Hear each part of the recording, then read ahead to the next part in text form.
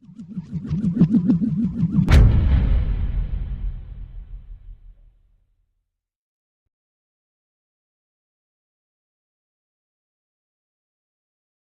right, welcome into another edition of the Pete Cinella Show. I'm with the FDU women's basketball coach, Pete Cinella. Pete, you just got done with the longest road trip of the year, that Western Pennsylvania road trip.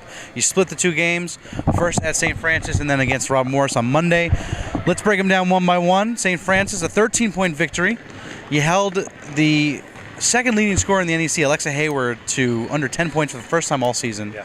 And you really had a good all-around game from your team. What are some of the bright spots you saw at that game? Well, yeah, that was a good win. First time we've won out there in many years, so a very tough place to play. We did a great job on Alexa Haywood. We outscored them by a little bit in the first half, and then second half we really played well, especially the last 8 minutes of the game when they had taken a lead, and we buckled down defensively, got stops, very efficient on offense. Erica Livermore was dominant. Kelsey Cruz, who had a great weekend, both games, and our bench was very solid with nice contributions. So that was a good win. We outscored them both halves, and now we got to try and do it again this week.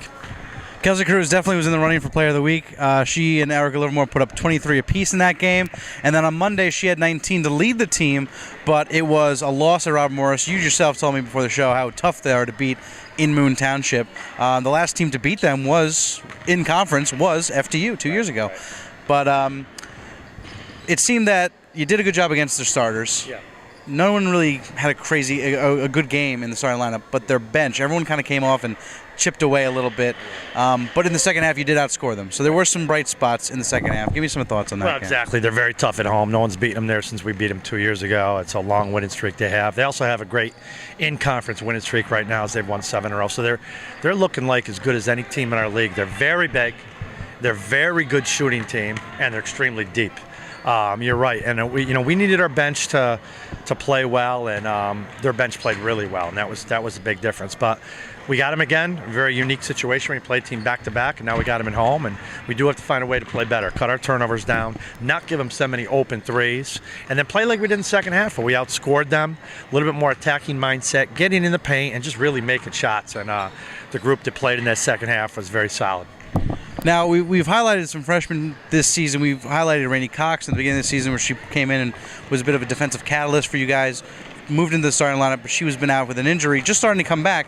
But two other freshmen, Amina Markovic, Altalia Butler, have slowly and steadily got into, I guess, mid-season form in their first year here. Right. And Butler, especially in the second half against Rob Morris, career-high 9 rebounds. Give me some thoughts about what they provide off the bench, and Amina starting the last 2 games. Well, definitely. The last 5 games, they've really shown great progress. Amina Markovic, I believe, is second on our team in defensive efficiency, very good defender, and she's really stepped up the last 5 games. Then Altalia Butler, that was her best game by far, with 9 rebounds, and when she was on the court, we played very well. So they're active, in which you have to be against Robert Morris, because you need to be able to cover inside and outside, and that's key. And they're young, and they're working on their games, and they got to keep developing. Now, this weekend is, it's a very rare to see the scheduling, but you go out to Western Pennsylvania, you see St. Francis Rob Morris. This weekend, I don't know if women's basketball fans are looking at the schedule, but it's Rob Morris St. Francis this weekend. Saturday, it's Rob Morris St. Francis on Monday.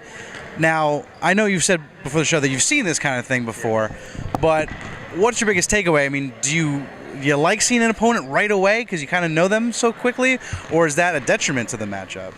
Well, it's the same for both teams, so whether you like it or not, doesn't really matter that much. You got to find a way to do it. I guess sometimes the advantage does go to the team that loses. You figure they're going to make more adjustments, but you got to be ready for both teams to make adjustments.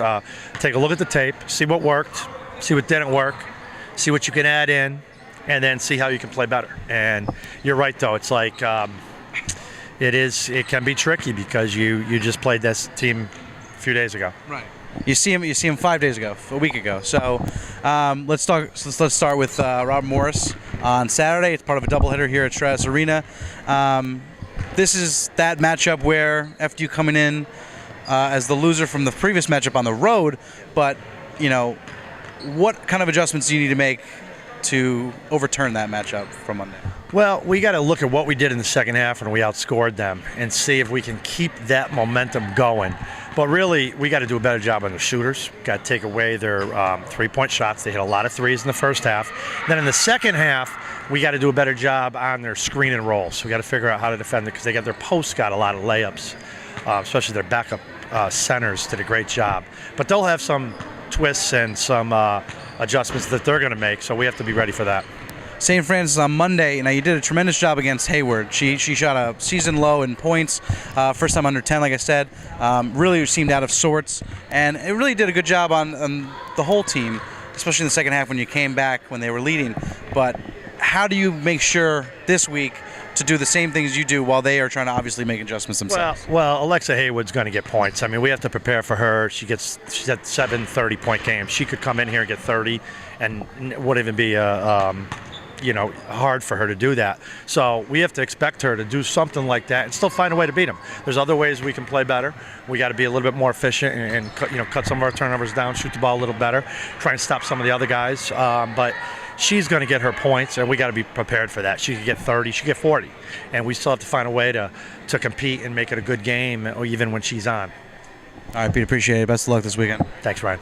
All right, and then that is both matches, Saturday and Monday, will be on NEC Front Row. The first on Saturday, part of the doubleheader, and then Monday at 7 p.m. Come out and support your Knights, Stratus Arena, Rothman Center. If you can't, necfrontrow.com, your place to be. FDUKnights.com is your place where daily we will have stories, updates, stats, information, schedules, everything. You come to that website, we'll give you everything you want to know about FD Women's Basketball. So, again, best of luck, and thanks for watching this week.